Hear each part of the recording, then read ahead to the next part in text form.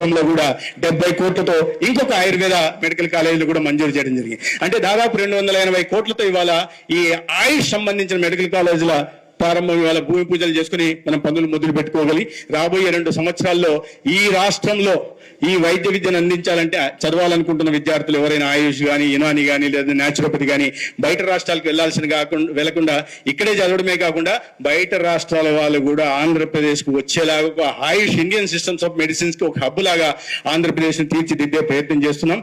దాని మీద మాత్రమే కాకుండా ఒక ఇంటగ్రేటెడ్ హాస్పిటల్స్ కూడా ఒక్కొక్కటి 20 కోట్లతో ఇంటగ్రేటెడ్ హాస్పిటల్స్ కూడా మంజూరు చేయడం జరిగింది. తిరుపతి, గిద్దలూరు, నందిగామ, తెనాలి, టెక్కలి, రంపచోడవరంలో ఒక్కొక్కటి 20 కోట్లతో ఒక ఇంటిగ్రేటెడ్ ఆయుష్ హాస్పిటల్ కూడా మంజూరు చేశాం.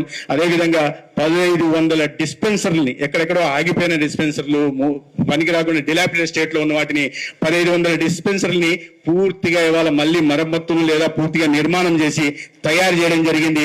1 నెల రోజుల్లో కేంద్ర ఆయుష్ శాఖ మంత్రి రాష్ట్రానికి రాబోతున్నారు.